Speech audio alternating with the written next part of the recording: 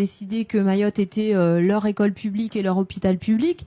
Donc les Comores nous envoient des bateaux avec des migrants qui sont malades. On a l'hôpital d'Anjouan ou de Moroni qui appelle notre hôpital pour dire « Je t'envoie illégalement tel patient qui va arriver par tel quoi ça, merci d'envoyer une ambulance ». Si vous voulez, on est quand même dans une situation qui est quand même extrêmement grave et c'est ça qu'il faut dénoncer. De toute façon, les étrangers en situation irrégulière à Mayotte sont soignés. C'est fait à nos frais, de manière dérogatoire, et nous, les assurés, on n'a plus accès à l'hôpital. Le rappeler que là, je suis en train de résumer ce que vous avez dit. Ne serait-ce que un chargement, un tonnelier qui va prendre 10 tonnes de poissons par jour, ça finit de compenser tous ces merdes-là, ces mensonges que dit Estelle là. Les Européens qui volent ne serait-ce qu'une nuit, ça compense tout ce que dit Estelle là. Ce sont des mensonges. Au contraire... Nous lançons maintenant une opération qui sera dénommée Oura Wachaba. Donc, mur de fer. J'espère que... Oura Wachaba. Et donc, c'est le rideau de... Et alors, à l'Assemblée, vous portez presque tout le temps ce châle que vous avez aujourd'hui sur vous, avec des fleurs d'ylang-ylang. Vous l'avez d'ailleurs sur votre photo officielle de député. Il a une signification politique particulière, ce châle? C'est une couleur qui est très banale à Mayotte, qui incarne le combat des chatouilleuses, les femmes qui se sont battues dans les années 70 pour que Mayotte reste française. La fleur d'ylang. Et effectivement, aujourd'hui, des opportunistes comme Estelle l'utilisent pour symboliser le séparatisme. La France et donc Maoré Faranza. Maoré na Faranza. Pacacho. Vous avez été député en 2022 sans le soutien d'aucun parti politique, c'est assez rare, hein, on peut le souligner. Vous siégez aujourd'hui au sein du groupe Lyot. Et alors, à l'Assemblée, vous portez presque tout le temps ce châle que vous avez aujourd'hui sur vous, avec des fleurs d'ylang-ylang. Vous l'avez d'ailleurs sur votre photo officielle de député. Il a une signification politique particulière, ce châle? C'est une couleur qui est très banale à Mayotte, qui incarne le combat des chatouilleuses, les femmes qui se sont battues dans les années 70 pour que Mayotte reste française. Chatouilleuses. Et donc, oui, parce que les combattantes chatouillaient les émissaires comoriens ou français, qui essayaient de nous convaincre de l'indépendance. Et donc, pour humilier ces bonhommes, on les chatouillait. Venez les chatouiller. Bonjour le président Zilari. Est-ce que vous êtes d'accord avec Madame Estelle Youssouf? Est-ce que ce châle incarne le combat contre le Comorien ou bien contre l'indépendance, ou bien c'est un habit comme les autres? Vous êtes d'accord avec Madame Estelle Youssouf? Alors, bon, pour l'histoire, la fleur d'ylang-ylang, c'est une fleur, une des fleurs qui sont utilisées à Mayotte. Ça fait partie du patrimoine des Comores. Il y a la vanille, l'ylang-ylang, il y a le girofle, et puis il y a la fleur d'ylang. Et effectivement, aujourd'hui, des opportunistes comme Estelle l'utilisent pour symboliser le séparatisme, et en même temps, elle dit que ça symbolise les chatouilleuses.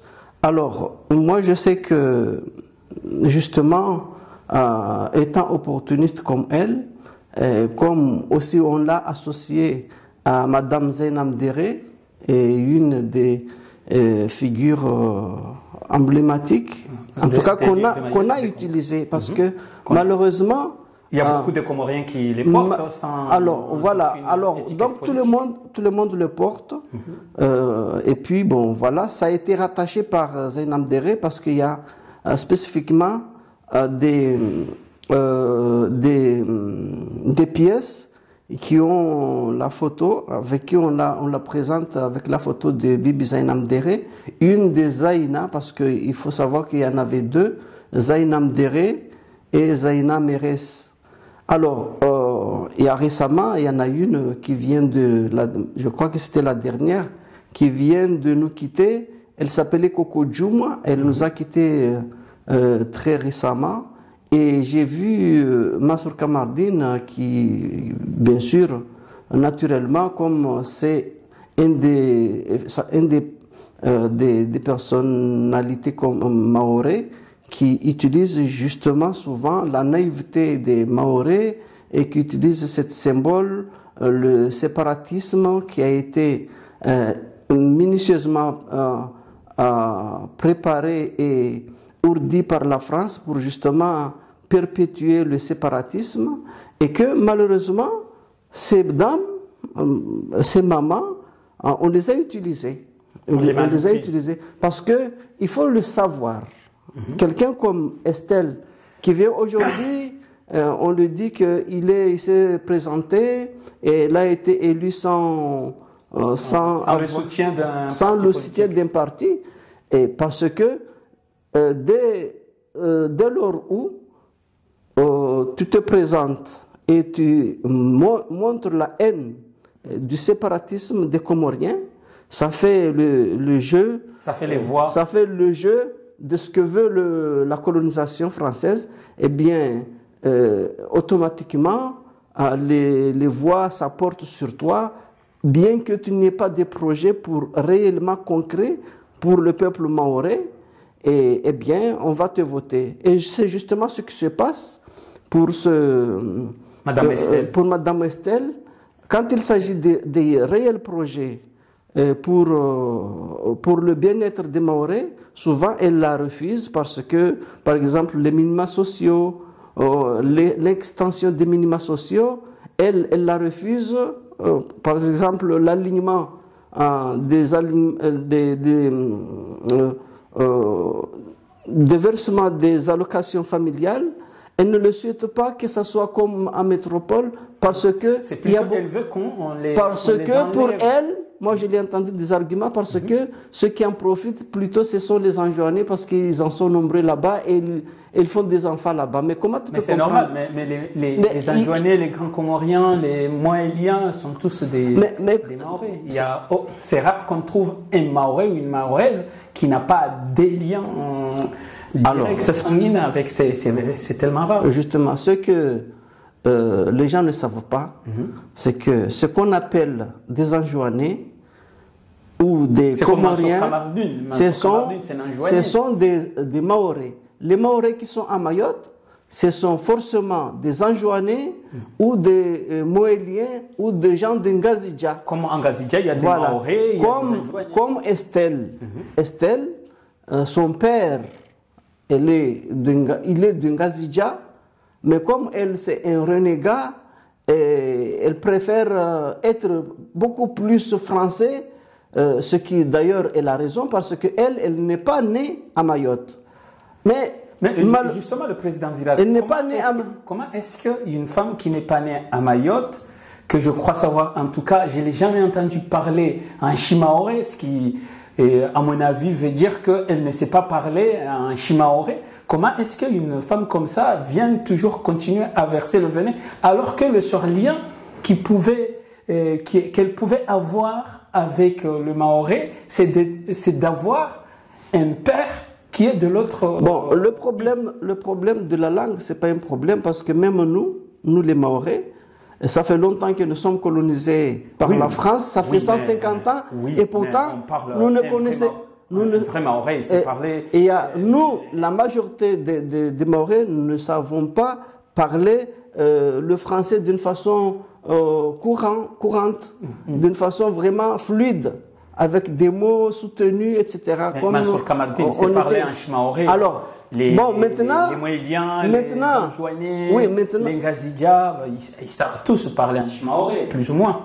Bon, malheureusement, comme on l'a dit, c'est que Estelle, elle est née à Paris, avec un père comorien, mais sa maman, c'est une Française. Donc, forcément, elle est venue un peu tard à Mayotte.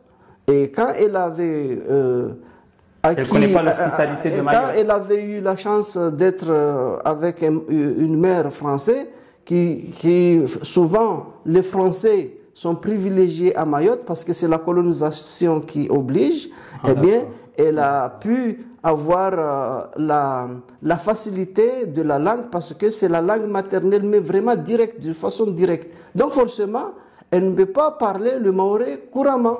Donc ça, c'est un des éléments démontrant que Estelle, aujourd'hui, est en train de chasser les vrais maorés qui sont nés là-bas d'une façon naturelle, hein, et en les taxant comme des étrangers, alors qu'elle-même, elle et Macron et je vais dire, comment il s'appelait l'ancien président Sarkozy, ce sont tous des Français qui n'ont rien à voir avec Mayotte, mais qui se disent maorés plus que ceux qui sont nés, que moi, plus que ce que le bon Dieu, la nature a voulu bien faire que ces gens-là soient nés là-bas, ces enfants qu'on assassine tous les jours. Alors revenons-en sur la question des châtilleuses. Exactement. Vous savez que moi, je sais que ce sont des gens qu'on a utilisés par naïveté,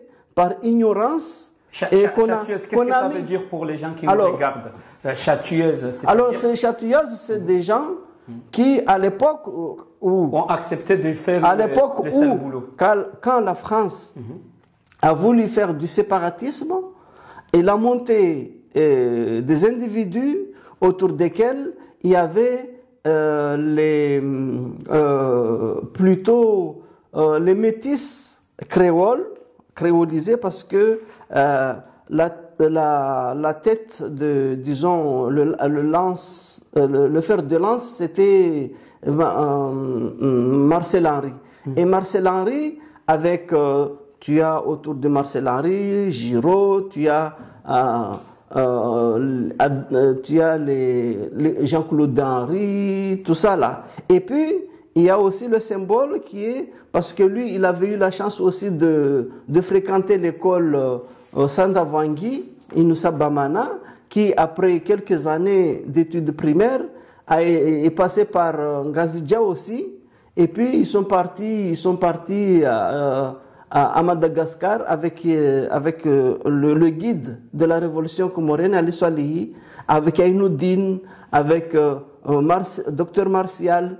Et après parce que avant à Mayotte il n'y avait pas la classe, après la classe de 3e, il fallait soit aller en métropole, soit aller à La Réunion ou aller au Sénégal, en tout cas dans des pays, voilà. Donc pour le cas de Marcel Henry et de le guide de la révolution Al-Swalihi, ils sont partis à Madagascar parce que ça fait partie des territoires qui étaient colonisés par la France et en même temps avant la dite séparation. En gros, ceux qui ont accepté de faire le sale. Les châtilleuses, ce sont des mamans souvent manipulées parce que moi j'ai entendu, il y a les deux Zaïna là, Zaïna Meres et Zaïna Mdere, ils ne savaient pas parler le français comme l'est aujourd'hui Estelle, parce que Estelle c'est quelqu'un qui est allé à l'école primaire et puis dans l'université, qui a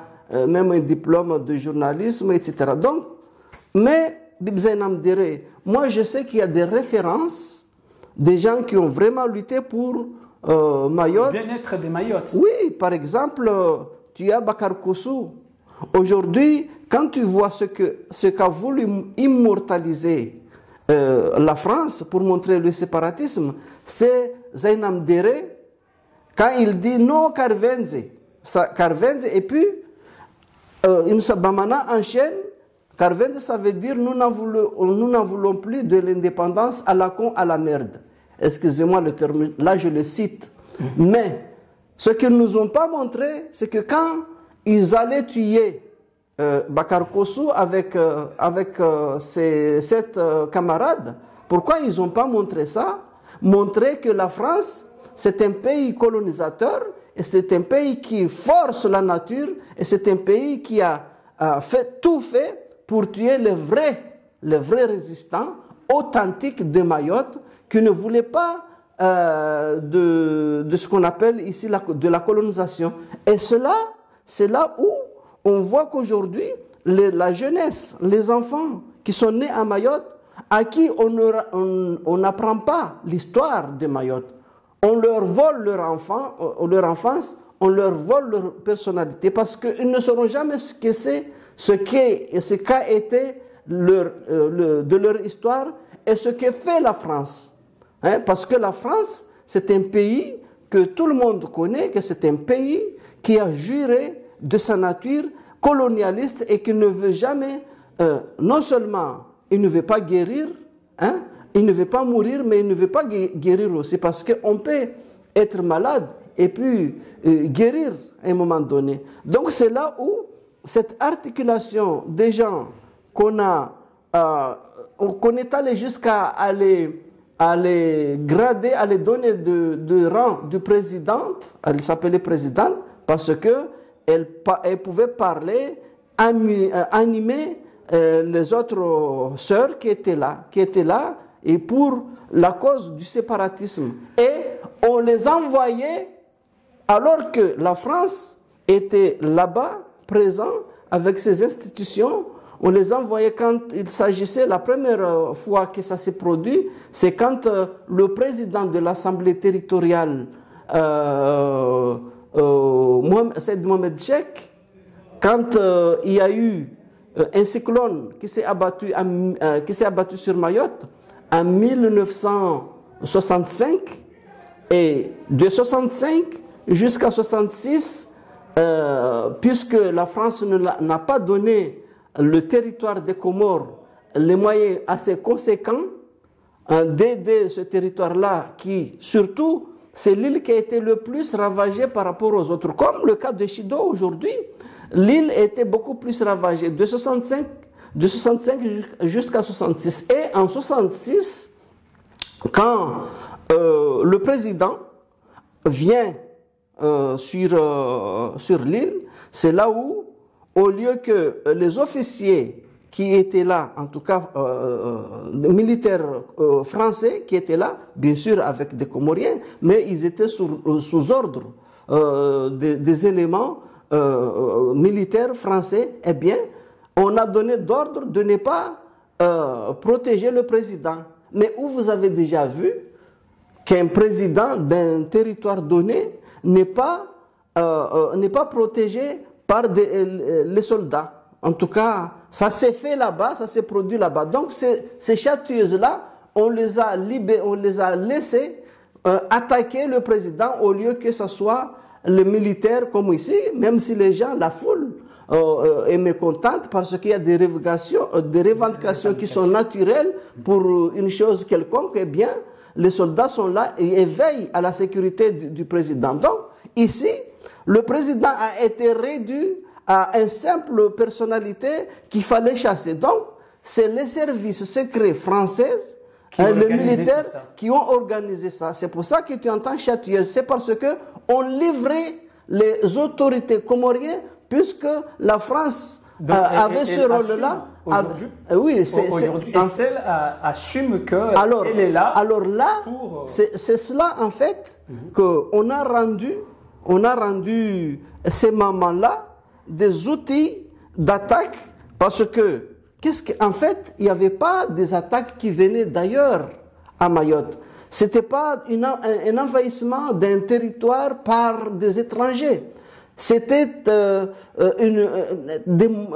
des façons de monter le peuple contre le même peuple, et en choisissant des positions du séparatisme. Et puis, bien sûr, avec des cadeaux derrière, des gens qui, comme je l'ai dit, qu'il y avait le cyclone qui s'était abattu, et que les gens ont dans le grand besoin de vouloir survivre. Pourquoi? Et quand on vous donne un peu d'argent, eh bien, vous laissez aller et puis on vous manipule. Donc c'est ça en fait, il n'y avait pas que les femmes, il y avait aussi les hommes.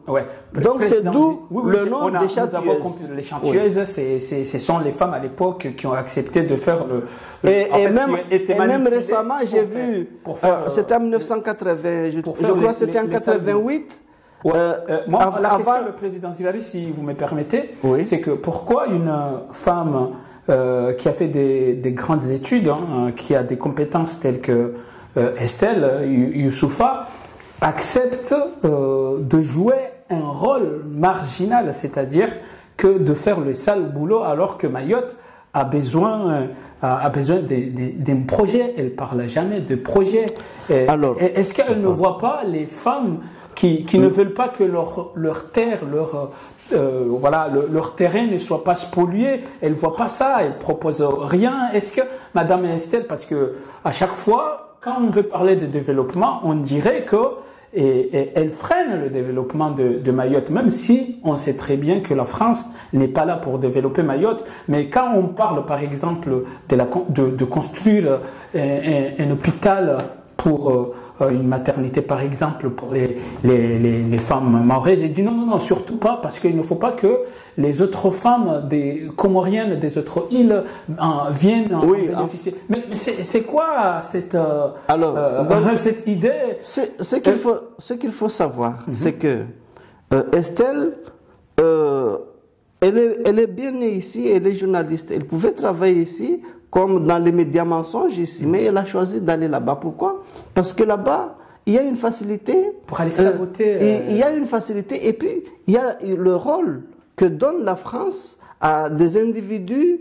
Bien sûr, il faut quelques éléments qui ont des niveaux qui leur permettent en tout cas de se hisser dans des niveaux qui permet justement cette homogénéité, disons, détendue du territoire de la France. Et comme là-bas, l'intérêt de la France, ce n'est pas le peuple qui l'intéresse, c'est un développement, c'est pour en tirer profit. Par exemple, quand on va exploiter le pétrole qui s'annonce là, eh bien ça ne va pas être sans casse, parce qu'on va spolier les Maorais. Et ça, cet état de fait-là, ça, Estelle et Mansour Kamardine, ils ne l'entendent pas. Ils ne vont pas argumenter pour justement apprendre aux Maorais que voilà ce qu'on vous disait de ce que la France n'est ici que par intérêt, comme l'a si bien dit le général de Gaulle, que la France n'a pas d'amour ou elle n'a que d'intérêt à défendre. Donc, la France n'est pas à Mayotte pour l'intérêt des Maorais. D'ailleurs, Chido nous a bien montré ça. Après le ravage de Chido, au lieu de reconstruire, aider les Maorais, eh bien, on va les délocaliser et on va les exproprier. Et ça, c'est même voté à l'Assemblée nationale, au Parlement, mais il y a des éléments des Maorais qui se sont aperçus, qui ont vu ça. Essayent de montrer aux Maorais, voilà la vraie vérité.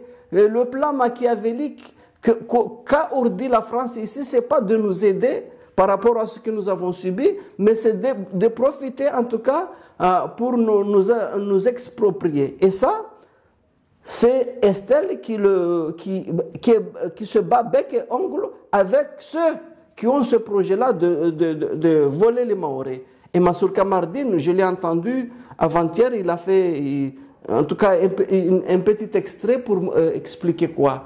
Il a fait diversion, il explique des gens qu'on a volés dans l'exploitation aéroportuaire à Longoni, alors que c'est l'État, avec la connivence, avec le concours de l'État. Madame Nel, c'est aussi un des éléments qui sont venus là justement pour plumer les Maorais, parce qu'elle, c'est une personnalité de l'Afrique du Sud, c'est une commerçante qui a hérité de son mari qui est décédé, Monsieur Nel. Et là, Madame Nel, là, aujourd'hui, elle est non seulement la première personnalité de l'île, mais la plus en vue, mais aussi on lui a donné l'exploitation de ports. Vous voyez, des ports d'embarcation. Tous les marchandises qui arrivent, au lieu que ce soit une prérogative de la collectivité territoriale qui était jadis l'outil formidable qu'utilisait la famille Henry, Jean-Jacques Henry, parce que ça c'est un autre débat, si vous voulez, on aura l'occasion d'en parler. On aura l'occasion d'expliquer comment d'une façon graduelle, on a exploité Mayotte. Alors, pour Estelle, il est plus facile d'aller là-bas parce que les Maorais peuvent facilement gober des mensonges et surtout c'est lui qui va distiller la haine des Mahorais contre les Mahorais. Parce que je vous rappelle que quand vous entendez parler des Anjouanais, nous sommes tous des Anjouanais ou presque des Comoriens d'autres îles qui sont à Mayotte. Et qu'il suffit de tenir des discours de haine, eh bien, tout de suite,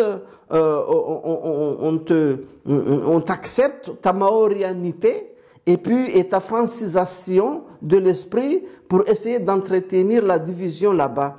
Mais en vérité, c'est ça, en fait. C'est pour cela que Estelle est partie là-bas, parce que elle n'a pas de réel projet pour contredire le projet d'expropriation ou de vol, tout simplement, des Comoriens, au grand bénéfice, disons, de la colonisation. Et c'est pour cela que, eh bien, il n'a pas eu du mal à se faire élire. Il a commencé par, justement, entrer dans ce cercle-là de ce qu'on appelle chatouilleuse. Et petit à petit, comme avec un jeune homme qui s'appelle Fatiou, ce sont tous des gens qui sont bien trempés dans la haine.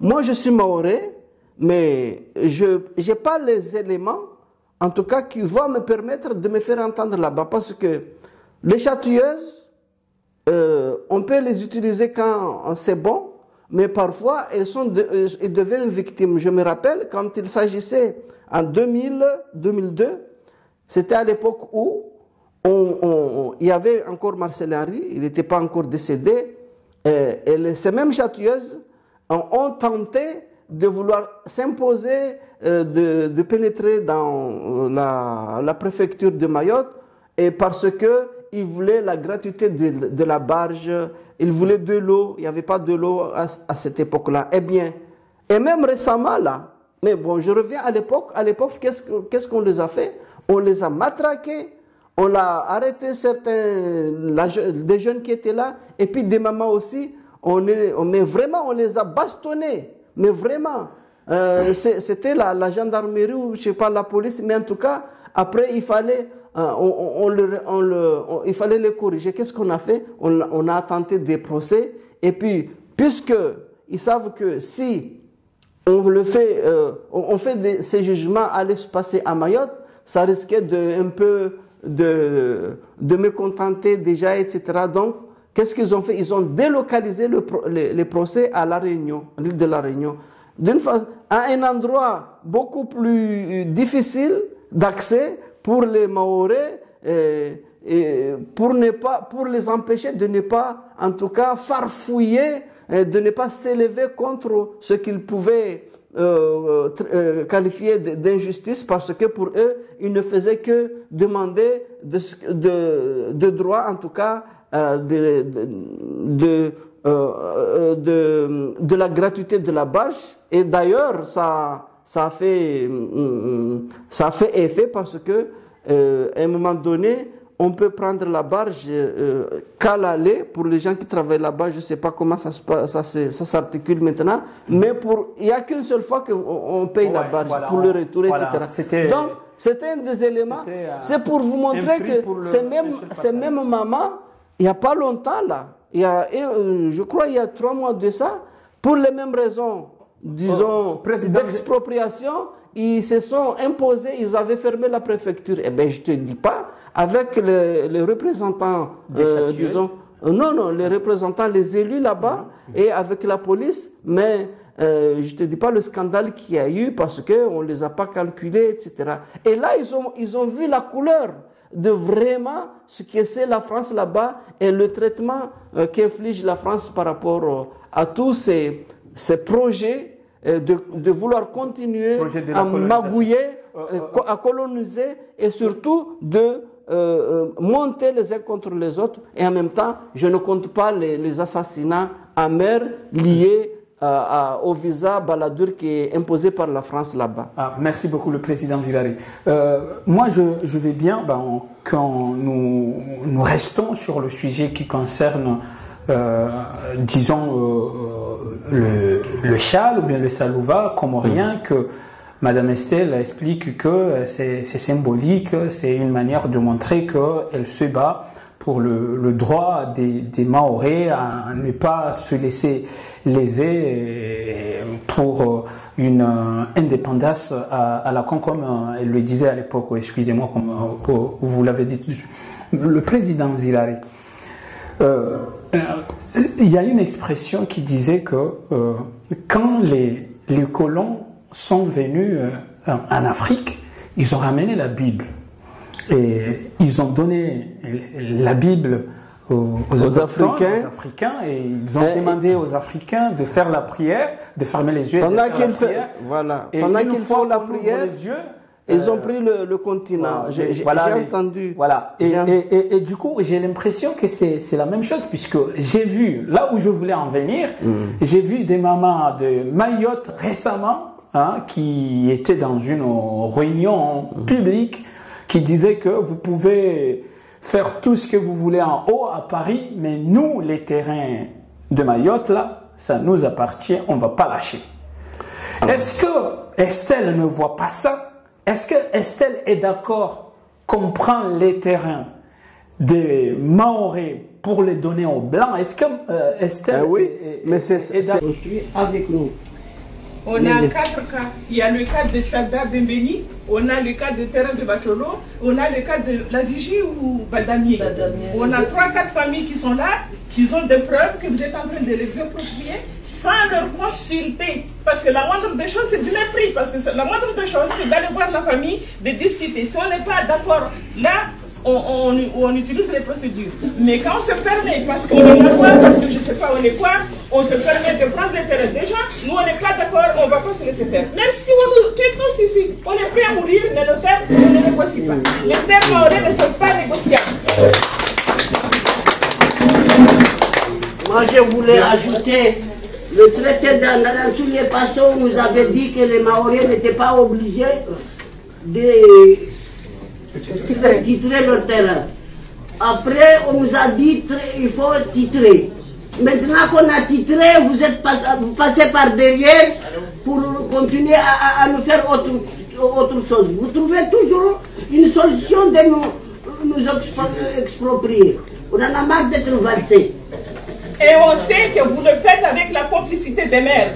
Quand les maires, on les voit, ils disent « Ah, nous, on n'est pas d'accord, on a envie de projet. » C'est pas vrai, on sait que les maires, que les élus qui sont là, ils sont complices avec vous. D'accord. C'est son projet. Estelle, elle propose rien sur ça. Non, mais elle propose quelque chose. Elle fait des extraits mensongers, comme quoi je suis allé là-bas, c'est moi qui est le porteur du projet. Maintenant, on a retiré... Je ne sais pas si vous avez vu cet extrait dans cette réunion. Mais quand tu parles, et quand je commence à parler, on parle allez-y, le président. En même temps. J'ai vu qu'il y a des extraits, disons, émanant d'Estelle, qui expliquent que, voilà, ça y est, c'est moi qui étais à l'origine, à l'initiative de l'introduction d'un tel projet, etc. Mais, au fond, quand les gens s'aperçoivent, parce que quand même, il y a des gens qui sont moi, à mon avis, qu'ils ont mis du temps à se réveiller, parce que déjà, le fait de dire, comme on a souvent l'habitude de l'entendre de la bouche des Mahorais, que l'indépendance n'est pas une bonne chose. Mais c'est ce que la France a voulu et c'est ce que la France a tout fait pour ne pas être sous contrôle de notre État, comme c'était le cas de l'Allemagne et la France. Donc, quand Mansour Kamardine ou Estelle dit, ou Inoussa Bamana disent qu'ils n'aiment pas l'indépendance, c'est qu'ils ne sont pas français. Parce que ce n'est pas un mot français. La France, c'est un pays qui aime la liberté, qui aime la souveraineté de son territoire. Donc, ces gens-là qu'on utilise là, quand il fait le contraire de ce qu'a dit Général de Gaulle, ce qu'ont fait les authentiques Français, eh bien, ce sont des gens qui sont égarés et que, eh bien, malheureusement, comme ils sont tellement affamés pendant des siècles, pendant combien, ça fait 200 ans, quand ils ont vu le jour, ils ont vu que là, on était dans l'oppression pendant que des Français ils sont dans l'opulence, ils sont dans le bien-être, etc., et exploitent les autres. Et eux, comme ce sont des Noirs, eh bien, ils veulent imiter les maîtres qui étaient là-bas, et c'est pour ça que c'est là on voit le colonialisme qui prend une autre tournure, qui prend un autre visage, qu'aujourd'hui, on a galvaudé la colonisation, on dit, on a commencé à des nominations, pays et territoires d'outre-mer, machin, et puis département. Et moi, j'ai vu, il y a un extrait, j'ai vu déjà que Bibi Zainab Dere a été décoré par comment il s'appelait lui le pain sec, et avec justement avec sa pâture de couleur, voilà, le panier de Lang Lang.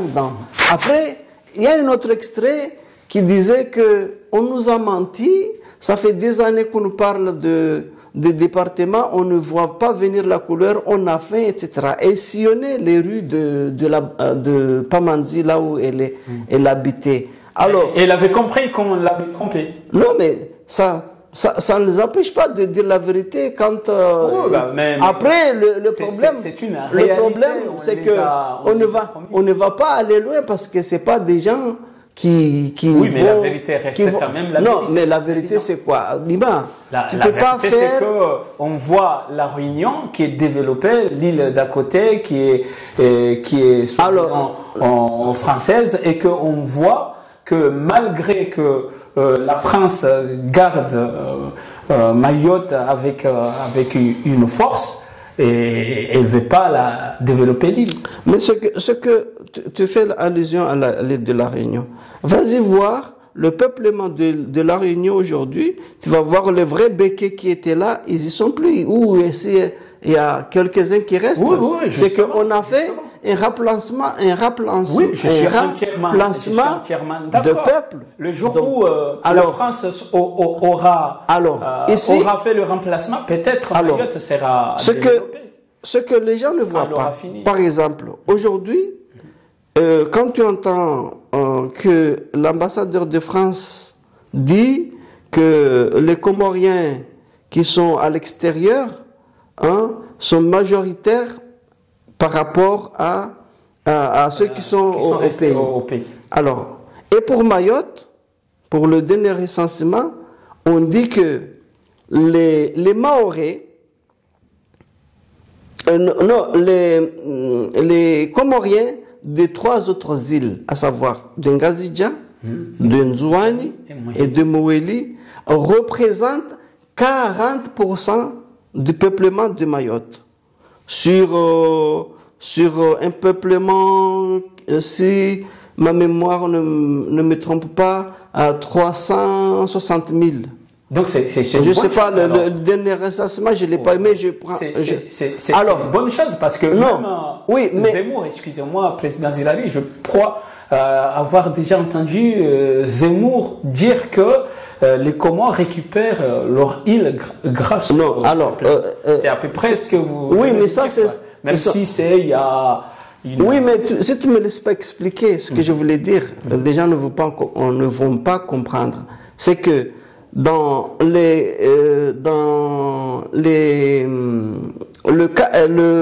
combien? Je disais 40%,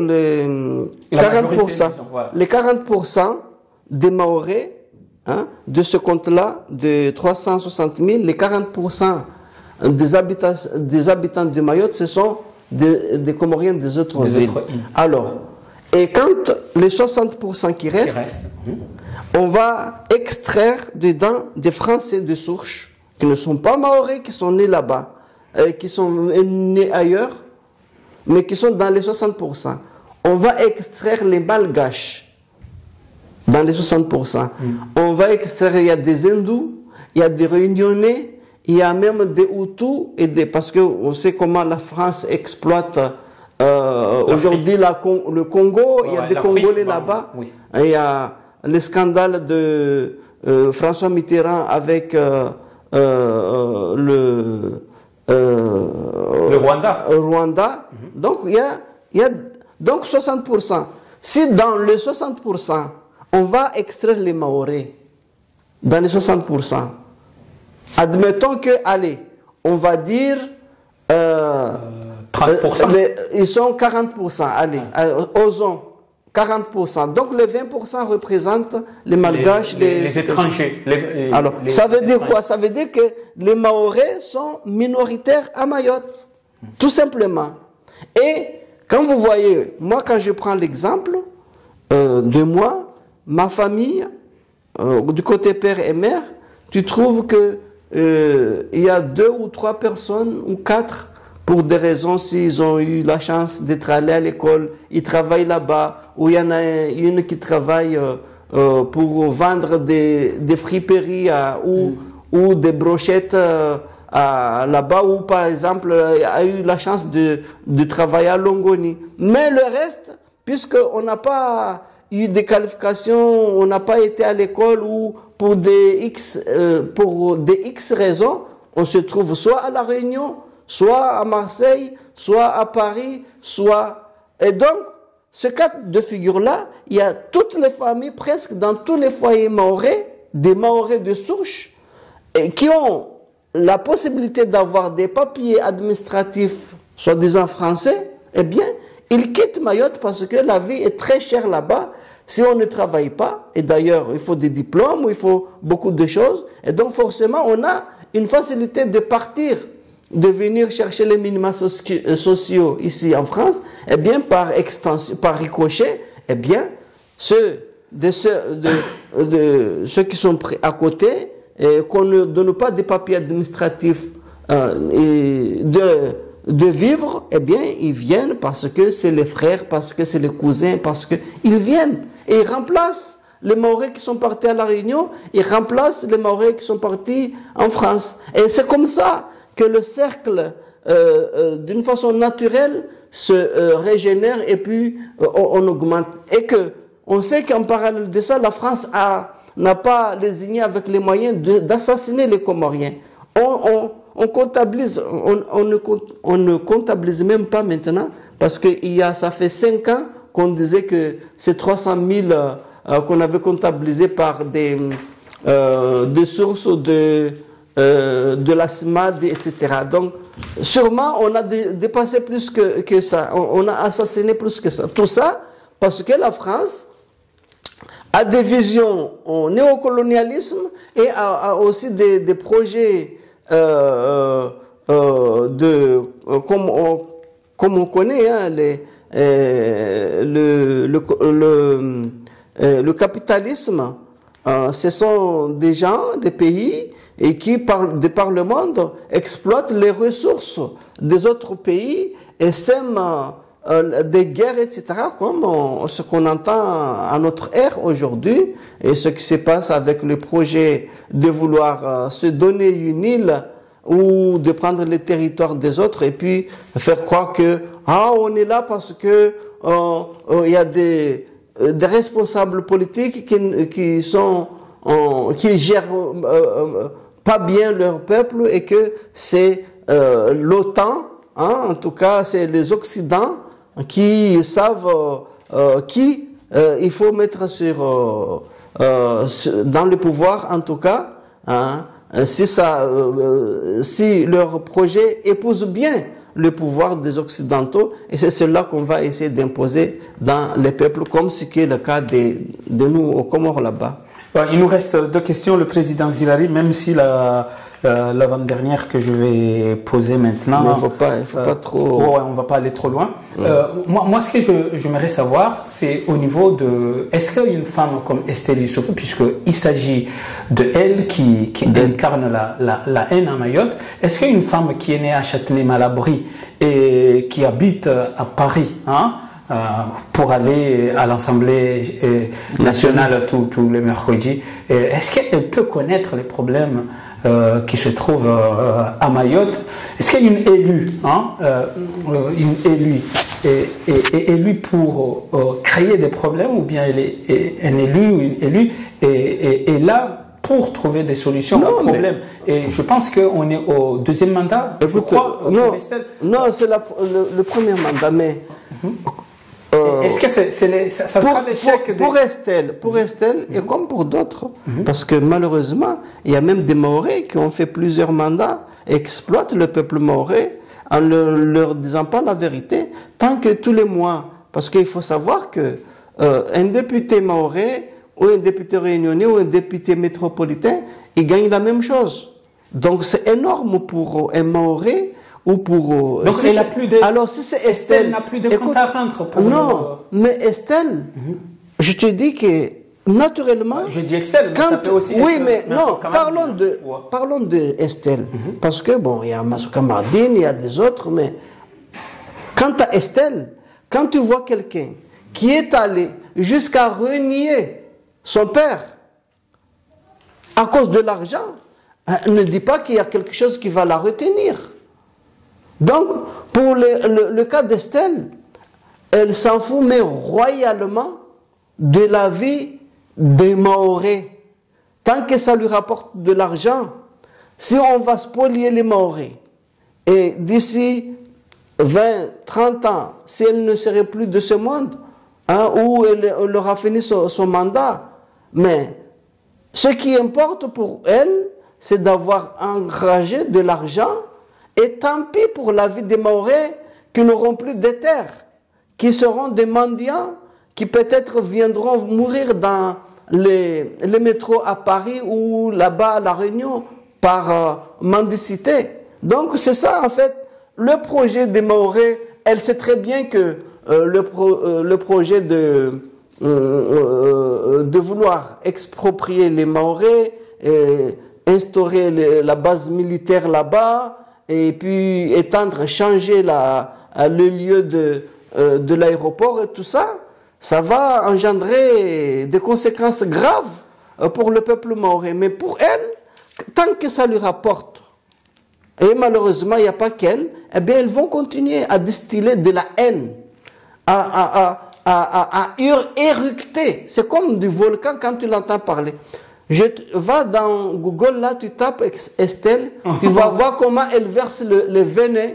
Elle va jusqu'à traiter son père de vermines. Mais c'est grave. Merci beaucoup, le président Zilari. La dernière question. Donc, responsable. Pour vous qui nous attendez bien, chers frères, sœurs de Mayotte, vous avez entendu très bien ce que Zirari est en train d'expliquer, que Estelle n'a rien à cirer avec les problèmes de Mayotte. Elle est là juste pour s'aimer la haine entre Comoriens. Sinon, deuxième ou troisième mandat, elle sera là, mais Mayotte ne sera pas développée parce qu'elle n'est pas là pour développer Mayotte. Elle est là juste, comme elle l'a dit, pour chatouiller, c'est-à-dire verser la haine contre les autres Comoriens. Le président Zilari, il y a eu une guerre mondiale qui vient disons, se déclencher, puisque... tu vas... Oui, mais la question ne sera pas longue. Moi, la question, c'est ce que vous avez évoqué tout à l'heure en ce qui concerne la base militaire à Mayotte, puisque quand on arrive à ce stade, on ne peut pas ne pas dire un mot, puisque Mayotte n'est pas loin de l'océan Indien, n'est pas loin de Djibouti. Non, pas loin de l'océan Indien. Mayotte, c'est l'océan Indien. C'est l'océan Indien. C'est plus. Je voulais dire que Mayotte, c'est l'océan Indien. On n'est pas loin de là où les hostilités sont déclenchées. Oui, malheureusement, c'est ça en fait, ce qu'on prépare. On prépare l'avenir des Mahorais sans pourtant leur dire les vrais enjeux. Moi, je parle ça en fonction de ce que... oui, mais regarde, je te donne... La porte-parole regarde un exemple. De ministre des Affaires Là, aujourd'hui, apparemment, il y aurait une attaque dans les Émirats Arabes Unis. Et là-bas, il y a des bases militaires américaines. Oui, américaines.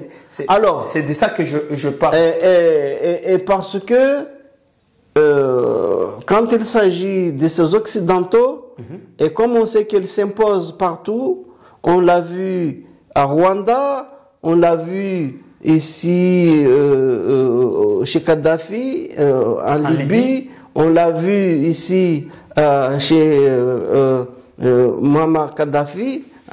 Donc, on sait que ces gens-là, ils n'ont que la violence pour essayer de s'imposer et pour voler la richesse des autres territoires. Donc, quand on va militariser une partie d'un territoire, et puis on va s'installer, et qu'on va lancer une guerre quelque part, il faut s'attendre que quelque part on va recevoir.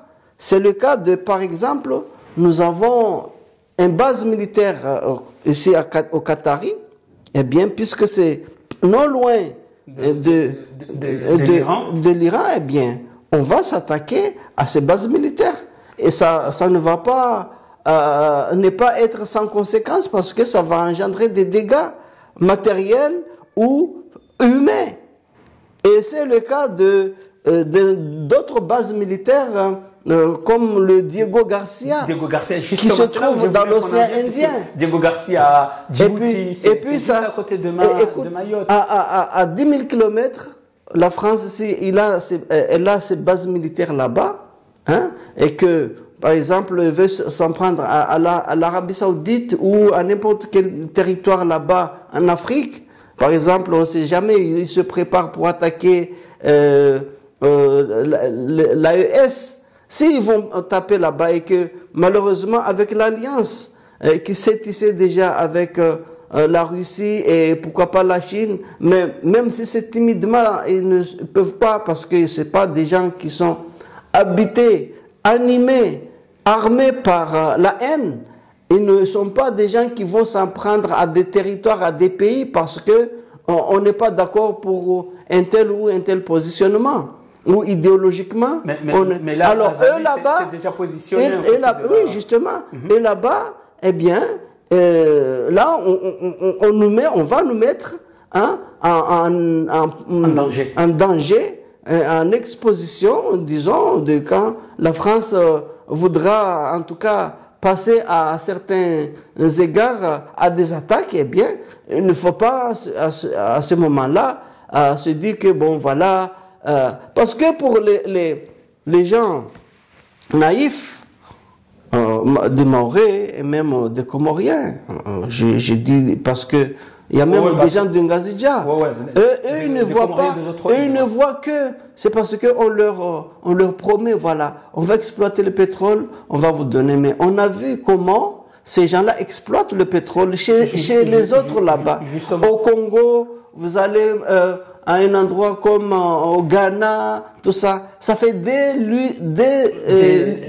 années, des décades qu'ils exploitent l'or, le diamant, le manganèse, le pétrole, mais ces gens-là sont plus pauvres que jamais. C'est parce que eux, ils viennent, ils prennent les matières premières et ils les amènent chez eux et ils en tirent profit, et même parfois ils mentent aux autochtones.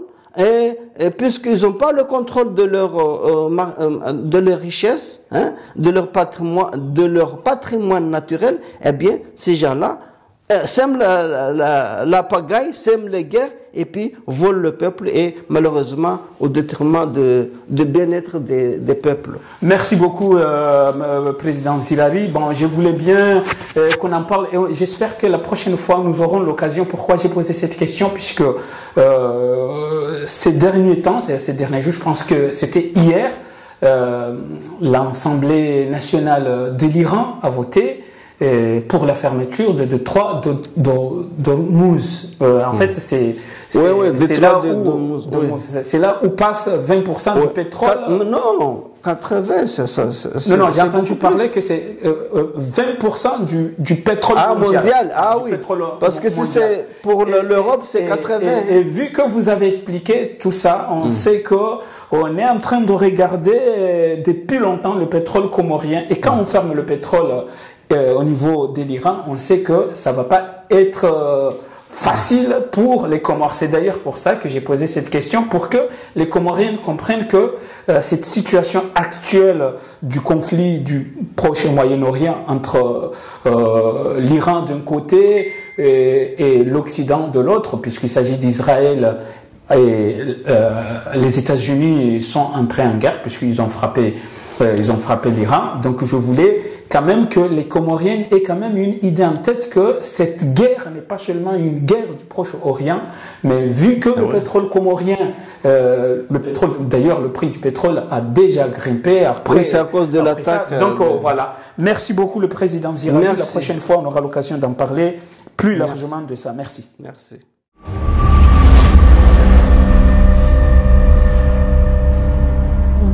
Que Mayotte était leur école publique et leur hôpital public.